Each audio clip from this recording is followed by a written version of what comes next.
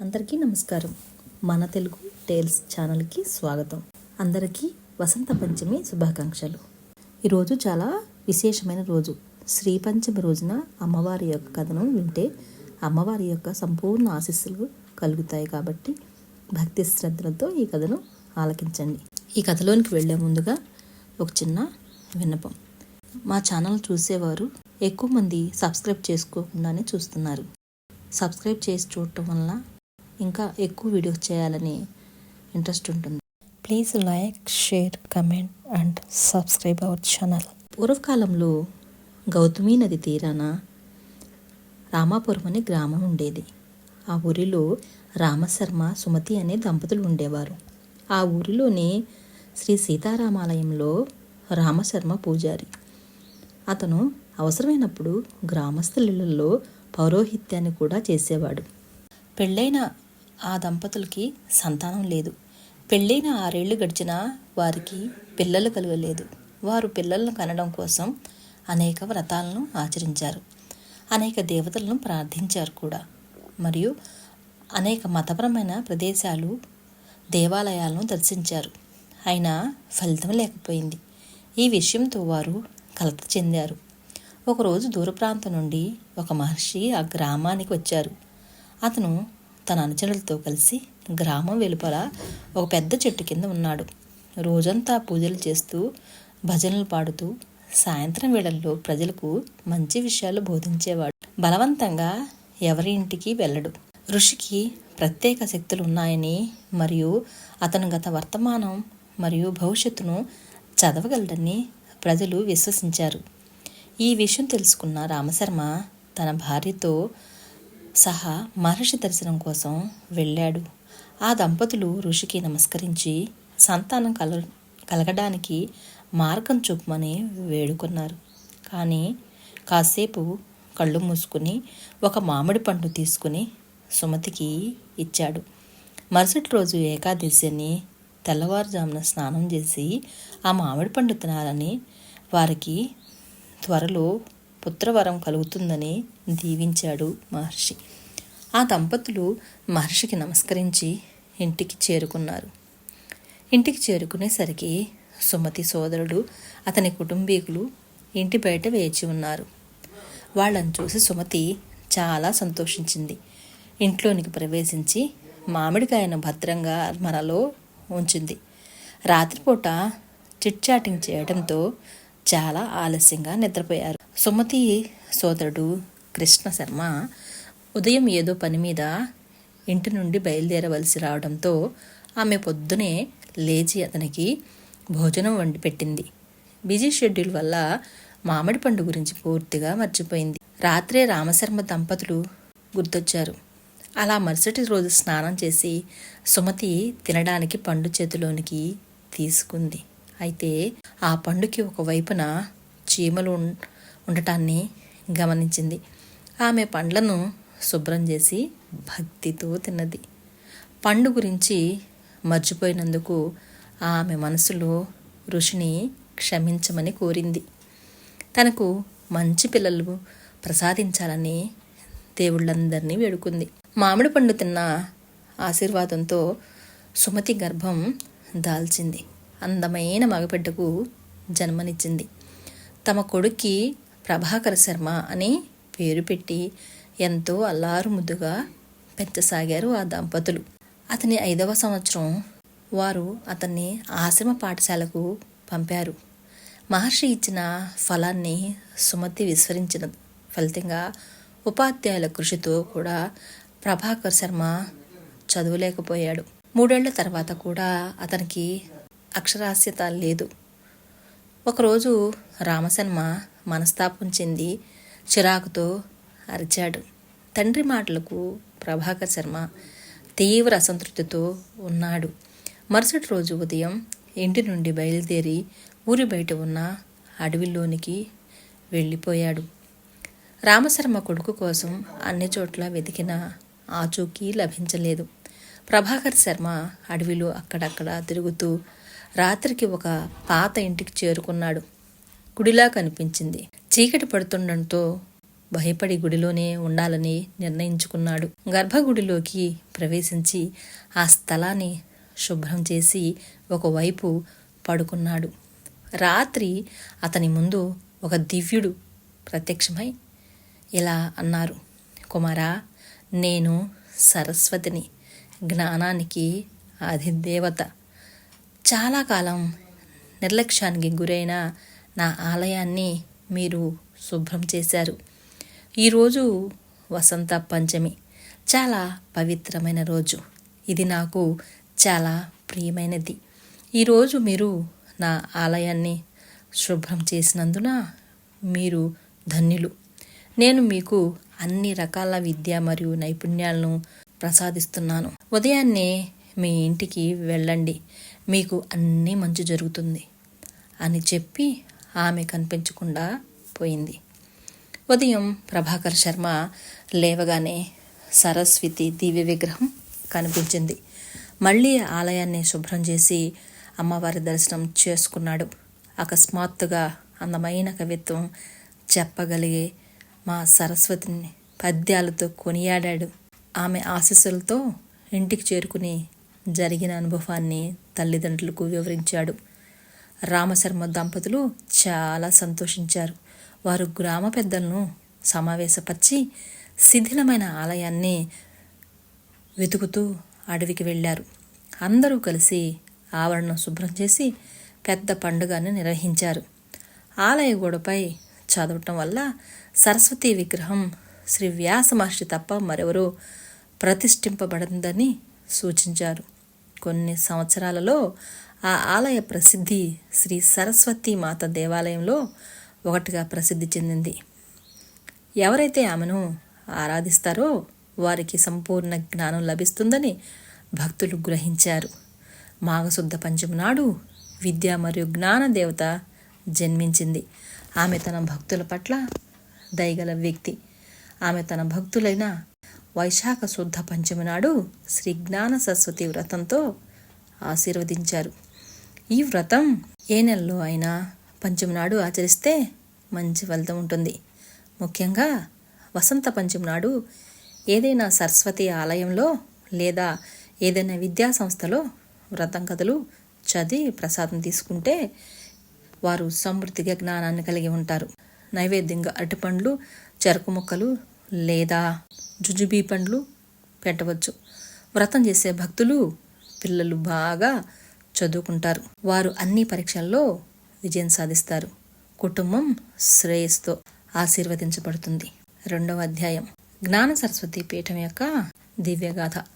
ఆంధ్రప్రదేశ్లో గోదావరి నది ఒడ్డున మహాదేవపురం అనే గ్రామం ఉండేది.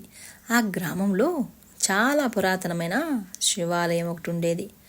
ఆ ఊరిలో ఆ ఆలయంలో బ్రహ్మదేవుడు స్వయంగా శివలింగాన్ని ప్రతిష్ఠించాలని గ్రామస్తుల నమ్మకం. మహాదేవపురం ప్రజలు ఒకరికొకరు సహాయం చేసుకుంటూ ప్రశాంతంగా జీవించేవారు.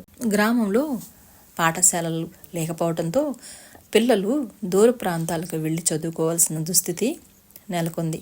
ఆలయాన్ని నిర్మించాలని గ్రామ పెద్దలు పలుమార్లు ప్లాన్ చేసినా వివిధ కారణాల వల్ల అది కుదరలేదు. ప్రతిసారి ఏదో ఒక అడ్డంకి ఎదురవుతూ వస్తుంది. ఒకసారి పురుషోత్తమ శాస్త్రి అనే పండిట్ తన కుటుంబంతో సహా ఆ గ్రామానికి వచ్చాడు.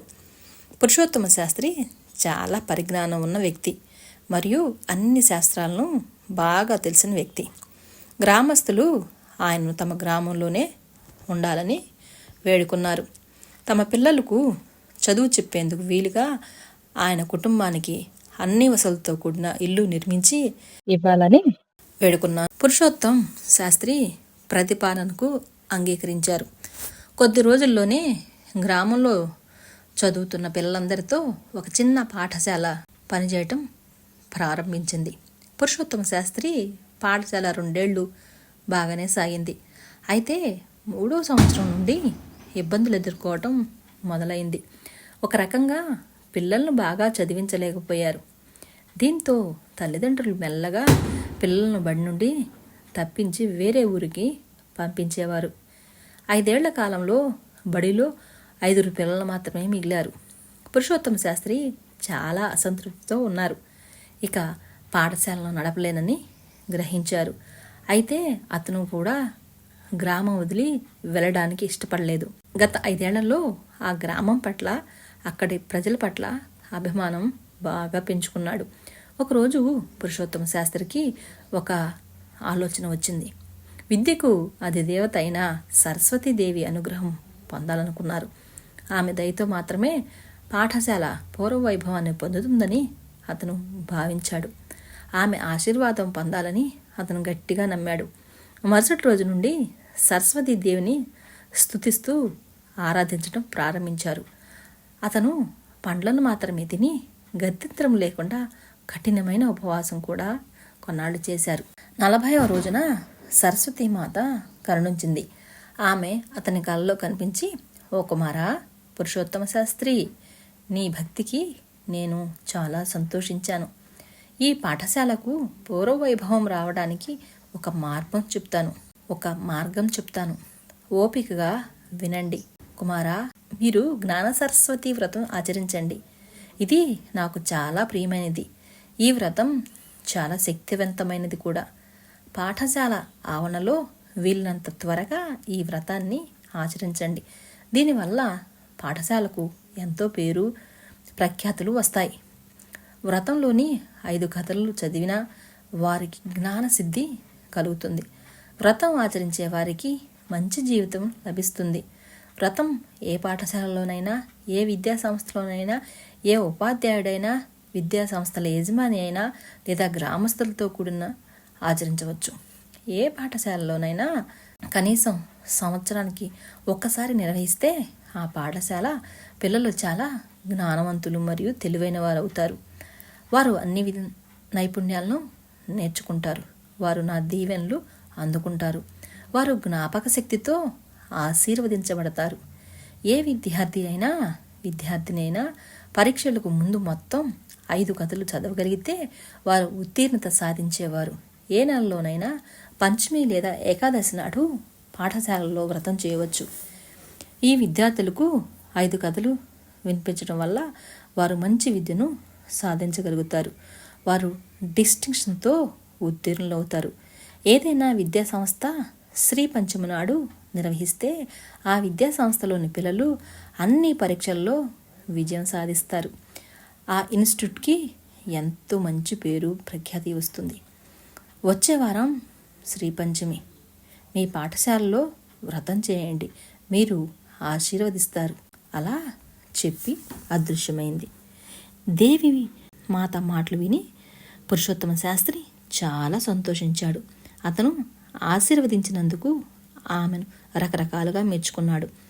మరుసటి రోజు ఉదయం గ్రామస్తులందరినీ పిలిచి తన కలను వివరించాడు. అది విని అందరూ చాలా సంతోషించారు. శ్రీ పంచమి రోజున గ్రామస్తులు సహకారంతో పురుషోత్తమ శాస్త్రి గారు శ్రీ జ్ఞాన సరస్వతి వ్రతాన్ని ఘనంగా నిర్వహించారు. వ్రతం ఆశీర్వాదంతో కొన్ని రోజుల్లో పాఠశాల పుంజుకుంది మరియు మెరుగుపడింది. తక్కువ కాలంలోనే చుట్టుపక్కల గ్రామాల్లో మంచి పాఠశాలగా పేరు తెచ్చుకుంది. కొన్ని సంవత్సరాల తర్వాత ఇది శ్రీ జ్ఞాన సరస్వతి పీఠంగా మరియు తర్వాత పెద్ద విశ్వవిద్యాలయంగా ప్రసిద్ధి చెందింది. సరస్వతీ మాత దయగల తల్లి. ఆమెను పూజించే వ్యక్తులు విద్య మరియు సత్ప్రవర్తనను ప్రసాదిస్తుంది. వారు విద్య పట్ల పూర్తి అంకిత భావం మరియు ఏకాగ్రత కలిగి ఉంటారు. వారు నేర్చుకున్న వాటిని గ్రహించే సామర్థ్యంతో వారు ఆశీర్వదింపబడతారు. జ్ఞాపక శక్తి పెరుగుతుంది. మాతృమూర్తి వివరించిన విధంగా ప్రతి ఒక్కరూ ఈ శ్రీ జ్ఞాన సరస్వతి వ్రతం ఆచరించి ఆనందంగా జీవించగలరు. 2వ అధ్యాయం సమాప్తం. ఇప్పుడు 3వ అధ్యాయం. గోపయ్య కథ. ఒకప్పుడు కృష్ణానది ఒడ్డున పండితపురం అనే అగ్రహారం ఉండేది. దాన్ని అనేక బ్రాహ్మణ కుటుంబాలు నివసిస్తూ ఉండేవి. అగ్రహారంలో పెద్ద వేద పాఠశాల ఉండేది. పక్క గ్రామాల పిల్లలు కూడా ఇక్కడికి వచ్చి చదువుకునేవారు. ఆ పాఠశాలలో చదివిన పిల్లలు వివిధ శాస్త్రాల్లో నిష్ణాతులు కావడంతో ఎంతో పేరు ప్రఖ్యాతులు సంపాదించింది. మా సరస్వతి పాఠశాలలో నిర్వహించిందని ప్రజలు నమ్ముతారు. పాఠశాలలకు అంత పేరు ఉంది. పాఠశాలలో చాలామంది ఉపాధ్యాయులు మరియు పిల్లలు ఉండేవారు. వీరయ్య రోజు స్కూలు ఊడ్చి శుభ్రం చేసేవాడు. దాదాపు 5 ఎకరాల విస్తీర్ణంలో చాలా పెద్ద పాఠశాల అది.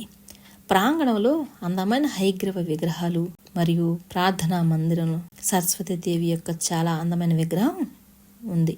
ప్రతిరోజు ఉదయం పిల్లలు ప్రార్థనా మందిరంలో సరస్వతీదేవికి ప్రార్థనలు చేస్తారు. హైగ్రీవుడు కాంపౌండ్లో అనుసరించిన వారి తరగతులకు వెళతారు. వీరయ్య రోజు ప్రార్థనా మందిరాన్ని శుభ్రం చేసేవాడు. వీరయ్య కొడుకు 3 ఏళ్ల గోపయ్య కూడా అతనికి తోడుగా ఉండేవాడు. గోపయ్య తండ్రితో పాటు స్కూల్ మొత్తాన్ని తిరిగేవాడు. దివ్యమైన సరస్వతీదేవి విగ్రహానికి అతను చాలా ఆకర్షితుడయ్యాడు. దేవి మా కళ్ళల్లో కనిపించే ప్రేమ, ఆప్యాయతతో మైమర్చిపోయాడు గోపయ్య.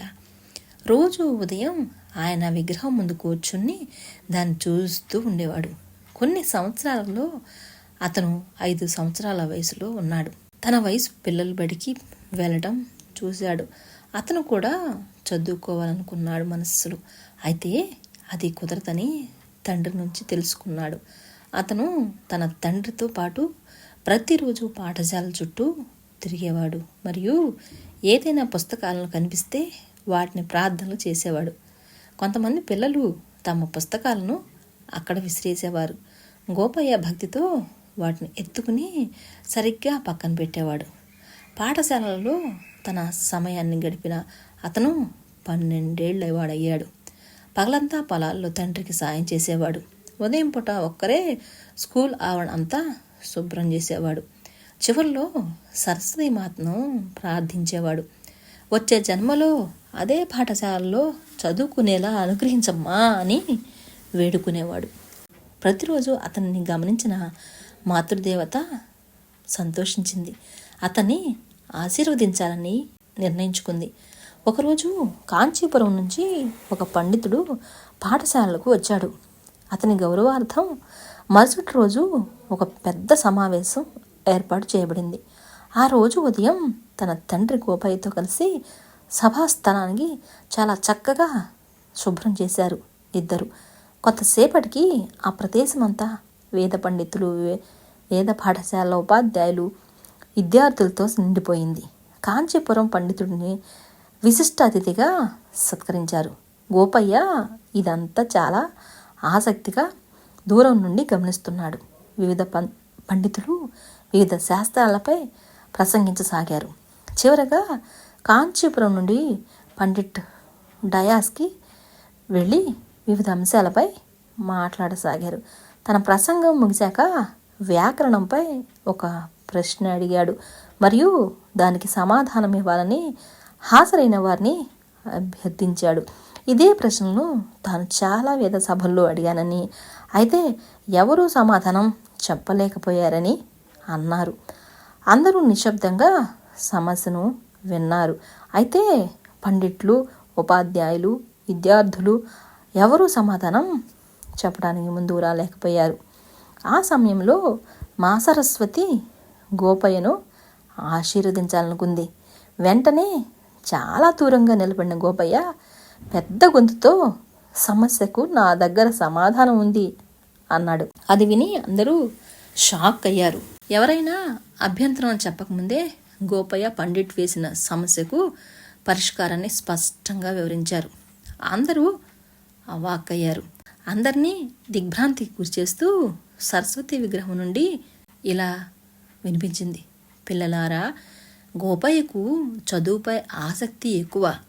అతనికి శ్లోకాలు తెలియకపోయినా ఎప్పుడూ నన్ను పూజించేవాడు. ఇప్పుడు నేను అతనికి సర్వజ్ఞానాన్ని అనుగ్రహించాను. అక్కడ ఉన్న ప్రజలు తమ అహంకారానికి సిగ్గుపడి సరస్వతి మాతను ఆశీర్వదించిన గోపయ్యను సన్మానించారు. కొన్ని సంవత్సరాల్లో గోపయ్య మంచి పండితుడుగా పేరు తెచ్చుకున్నాడు మరియు అతని మార్గదర్శకత్వంలో అనేక మంది విద్యార్థులకు శిక్షణ ఇచ్చాడు. మా సరస్వతి చాలా దయగల తల్లి. నిత్యం ఆమెను ప్రార్థించే వారికి అన్ని శాస్త్రాల జ్ఞానం కలుగుతుంది. వారు అన్ని పరీక్షలలో మరియు అన్ని పనులలో విజయం సాధిస్తారు. మేము ఆమెకు నమస్కరిస్తున్నాము. 4వ అధ్యాయం శంకర శాస్త్రి గారి దివ్య కథ. ఒకప్పుడు గంగానది ఒడ్డున మహేశ్వరపురం అనే నగరం ఉండేది.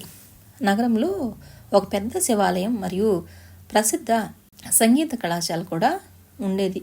ఆ కళాశాలకు సంగీతం అభ్యసించేందుకు పక్క గ్రామాల నుంచే కాకుండా సుదూర ప్రాంతాల నుంచి కూడా పిల్లలు వచ్చేవారు. కళాశాలలో ఉపాధ్యాయులు వివిధ సంగీత రూపాల్లో నిష్ణాతులు, ముఖ్యంగా చాలా పరిజ్ఞానం ఉన్న ప్రొఫెసర్లకు అక్కడ నియమించారు. కళాశాల ప్రిన్సిపాల్ శ్రీరామ శర్మ హిందుస్థానీ సంగీతంలో ప్రసిద్ధి చెందారు. శ్రీరామ శర్మ కుమారుడు శంకర శాస్త్రి.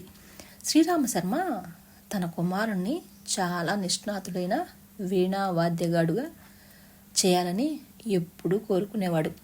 ప్రాథమిక విద్య తర్వాత అతను వీణ నేర్చుకోవడం కోసం తన కళాశాలలో తన కొడుకును చేర్చాడు. వీణపై పట్టు సాధించి పరీక్షలు రాయాలంటే 5 ఏళ్ళు చదవాలి. శంకర శాస్త్రి 5 ఏళ్ళు పూర్తి చేసిన పరీక్షల్లో ఉత్తీర్ణత సాధించలేకపోయారు. దీంతో శ్రీరామ శర్మ చాలా అసంతృప్తి చెందాడు. శంకర శాస్త్రి 1 సంవత్సరం తర్వాత శంకర శాస్త్రి మళ్ళీ పరీక్షకు ప్రయత్నించారు. మళ్ళీ విఫలమయ్యారు. తన కొడుకును వీణా విద్వాంసుడుగా చూసే భాగ్యం తనకి లేదని శ్రీరామ శర్మ అనుకున్నాడు. తన 3వ ప్రయత్నంలో విఫలమైనప్పుడు శ్రీరామ శర్మ చాలా నిరాశ చెందాడు. దురదృష్టవశాత్తు అతను పక్షవాతం బారిన పడి మంచం పట్టాడు కూడా. కొడుకు విజయాన్ని చూడకుండానే చనిపోతాడేమోనని వాపోయాడు. శంకర శాస్త్రి అసంతృప్తితో ఉన్నారు మరియు అతను పరీక్షలను క్లియర్ చేయాలని నిర్ణయించుకున్నాడు. ప్రతిరోజు ఉదయం వీణతో గంగానది ఒడ్డుకు వెళ్ళి చాలా కష్టపడి సాధన చేసేవాడు. తన అభ్యాసం అంతటా అతను సరస్వతి మా గురించి మాత్రమే ఆలోచించేవాడు. 40 రోజుల తర్వాత అతని అంకిత భావాన్ని చూస్తున్న సరస్వతి మాత ఆయన్ను ఆశీర్వదించాలని కోరుకుంది. అందుకే ఆమె అతని ముందు ప్రత్యక్షమై, ఓ కుమారా, నీ అంకిత భావానికి నేను సంతోషిస్తున్నాను. రేపు జ్ఞాన సరస్వతి వ్రతం చేయండి. మీరు డిస్టింక్షన్లో ఉత్తీర్ణులవడమే కాకుండా భవిష్యత్తులో గొప్ప పండితుడిగా పేరు తెచ్చుకుంటారు. వ్రతం చేసే విధానాన్ని వివరించి అదృశ్యమైంది మాత. శంకర శాస్త్రి అమ్మవారి అనుగ్రహంతో చాలా సంతోషించి ఆమెను స్తుతించారు, కీర్తించారు. ఇంటికి తిరిగి వచ్చి తండ్రికి అంతా వివరించాడు. మా సరస్వతి తన కొడుకును ఆశీర్వదించినందుకు శ్రీరామచర్మ చాలా సంతోషించాడు. మరుసటి రోజు తెల్లవారుజామున శంకర శాస్త్రి గారు నిద్రలేచి స్నానమాచరించి శ్రీ జ్ఞాన సరస్వతి వ్రతాన్ని ఆచరించారు. వ్రతం అనంతరం అమ్మవారిని స్తుతిస్తూ 1 గంట సేపు వీణ వాయించారు. అకస్మాత్తుగా ఒక అద్భుతం జరిగింది. దివ్య వీణలోని దివ్య తరంగాల కారణంగా శ్రీరామశర్మకు పక్షవాతం పూర్తిగా పోయింది. అతను మంచం మీద నుండి లేచి సంపూర్ణ ఆరోగ్యంగా ఉన్నాడు. ఆ దీవెనలను చూసి కుటుంబ సభ్యులందరూ సరస్వతీ మాతను స్తుతించి ఆ తర్వాత వ్రత ప్రసాదాన్ని అందరూ తీసుకున్నారు. తదుపరి పరీక్షలో శంకర శాస్త్రి డిస్టింక్షన్తో ఉత్తీర్ణుడయ్యాడు. కొన్ని సంవత్సరాలలో అతను చాలా పండితుడిగా పేరు సంపాదించాడు. తన తండ్రి కల నెరవేరింది. కుటుంబం సరస్వతిని ఆరాధించడం కొనసాగించింది మరియు చివరకు మోక్షాన్ని పొందారు. మా సరస్వతి చాలా దయగల తల్లి. తన్ను నమ్మకంతో భక్తితో పూజించే తన భక్తులను ఆమె అనుగ్రహిస్తుంది. జ్ఞాన సరస్వతి వ్రతంతో ఆశీర్వదించింది. ఇది చాలా శక్తివంతమైనది. దీన్ని విశ్వసించే భక్తులు తమ అన్ని రకాల కళలతో ప్రావీణ్యం పొందుతారు. వారు కళాకారులుగా, సంగీత విద్వాంసులుగా మరియు విద్యావంతులుగా మరియు జ్ఞానవంతులుగా పేరు మరియు కీర్తిని పొందుతారు. మాతృమూర్తికి నా ప్రణామాలు. 4వ అధ్యాయం ముగింపు. 5వ అధ్యాయం ప్రారంభం. పూర్వకాలంలో కౌండిన్య అనే బ్రాహ్మణుడు గోదావరి నది ఒడ్డున నివసించేవాడు. అతను చాలా భక్తిపరుడు మరియు భగవంతుని ధ్యానం చేస్తూ కాలమంతా గడిపేసేవాడు. అతను తన కుటుంబ సంప్రదాయం ప్రకారం పౌరోహిత్యాన్ని నిర్వహించేవాడు మరియు తన జీవనోపాధికి కొద్దిగా సంపాదించి దానితో సంతోషంగా ఉండేవాడు. గ్రామస్తుల్లో మంచి వ్యక్తిగా పేరు తెచ్చుకున్నాడు. గ్రామస్తులు కలిసి అతనికి ఒక చిన్న ఇల్లు కట్టించారు. ఆ ఇంట్లో భార్య కొడుకుతో కలిసి ఆనందంగా జీవించేవాడు. అంతా బాగానే ఉన్నా కౌండిన్య మాత్రం అసంతృప్తితో ఉన్నాడు. అతని కొడుకు భరద్వాజ పెద్దగా చదువుకోలేదు. తన జీవనోపాధి కోసం పౌరోహిత్యాన్ని, కుటుంబ సంప్రదాయాన్ని అనుసరించాలని భరద్వాజకు తెలిసినప్పటికీ అతను ఇంకా చదువుకోలేకపోయాడు. అతను ఎప్పుడూ 3వ తరగతిలో మాత్రమే ఉత్తీర్ణత సాధించేవారు. చివరకు తన వేద పాఠశాలలో 5వ సంవత్సరం ఇంకా 7 ఏళ్ళు పూర్తి చేయాలి. అప్పుడే అతను పూర్తిగా జ్ఞానవంతుడవుతాడు. అయితే ప్రతి సంవత్సరం అతను తమ పరీక్షల్లో చాలా తక్కువ మార్కులు సాధించేవాడు. కౌండిన్య చాలా కంగారు పడ్డాడు. మరో వారం రోజుల్లో 5వ సంవత్సరం పరీక్షలు ప్రారంభం కానున్నాయి. ఈ పరీక్ష గత 4 ఏళ్ల కంటే కఠినంగా ఉంటుంది. కొడుకు పరీక్షల్లో ఉత్తీర్ణత సాధిస్తాడో లేదోనని కౌండిన్య ఆందోళన చెందాడు. పక్క ఊరి భూస్వామి సేవకుడు అతని వద్దకు వచ్చి, అయ్యా, మా ఊరి జమీందారు నిన్ను రేపటి రోజు ఉదయం 6 గంటలకు రమ్మని అడిగారు. అతను సరస్వతి వ్రతం చేస్తున్నాడు మరియు దాన్ని నిర్వహించమని మిమ్మల్ని కోరారు అని కౌండిన్య అనుకున్నాడు. సరస్వతి వ్రతమా? నేను దాని గురించి ఎప్పుడూ వినలేదు. ఎలాగైనా నేను అక్కడికి వెళ్ళాక నేర్చుకుంటాను అన్నాడు. కాబట్టి మరుసటి రోజు కౌండిన్య తెల్లవారుజామున నిద్రలేచి స్నానం చేసి శుభ్రమైన బట్టలు ధరించి ఉదయం 6 గంటలకు పక్క గ్రామం భూస్వామి ఇంటికి చేరుకున్నాడు. భూస్వామి కౌండిన్యతో ఇలా అన్నారు, స్వామి, ఈ జ్ఞాన సరస్వతి వ్రతం గురించి గత వారమే విన్నాను. గత శనివారం నేను ఇక్కడి నుంచి 10 మైళ్ళ దూరంలో ఉన్న రామాపురం ఏదో పని మీద వెళ్ళాను. అక్కడ ఒకరి ఇంట్లో వ్రతం చేయడం చూశాను. ఎవరైనా వ్రతం చేస్తే వారి పిల్లలు మంచి విద్యా జ్ఞానం మరియు ప్రవర్తనతో ఆశీర్వదించబడతారు. వ్రతం చేసే విధానం నేర్చుకున్నాను. మమ్మల్ని వ్రతం నిర్వహించేలా చేయమని కోరుతున్నాను. నా పిల్లలు దారి తప్పారు. వారికి ఎలాంటి విలువలు విధేయతలు లేవు.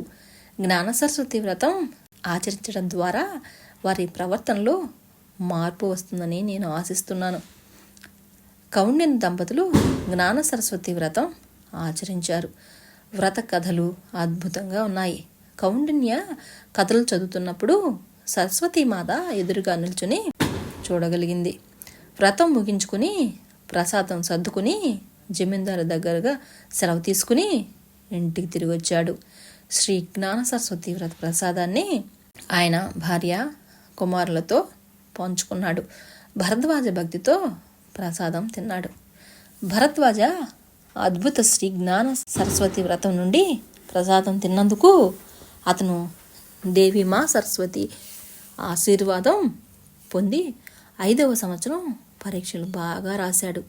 పరీక్షలు పూర్తయిన వెంటనే కౌండిన్య తన భార్య మరియు కొడుకుతో కలిసి తన ఇంటిలో శ్రీ జ్ఞాన సరస్వతి వ్రతం ఆచరించాడు.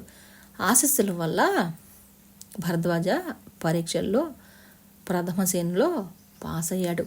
ఎట్టకేలకు మా సరస్వతి తన ఆశీస్సులను కురిపించిందని కౌండిన్య చాలా సంతోషించాడు. అప్పటి నుండి ప్రతి సంవత్సరం శ్రీ జ్ఞాన సరస్వతి వ్రతం తప్పకుండా ఆచరిస్తారు ఆ కుటుంబ సభ్యులు. మిగిలిన 7 ఏళ్లలో భరద్వాజ్ ఫస్ట్ క్లాస్లో పాస్ అయ్యాడు. అతను జ్ఞాన పండితుడిగా పేరు పొందాడు. ప్రతి సంవత్సరం ఆ కుటుంబం జ్ఞాన సరస్వతి వ్రతం తప్పకుండా ఆచరిస్తారు. ఆనందంగా జీవించేవారు. శ్రీ జ్ఞాన సరస్వతి వ్రతం చాలా శక్తివంతమైంది. వ్రతం చేయడం చాలా సులభం.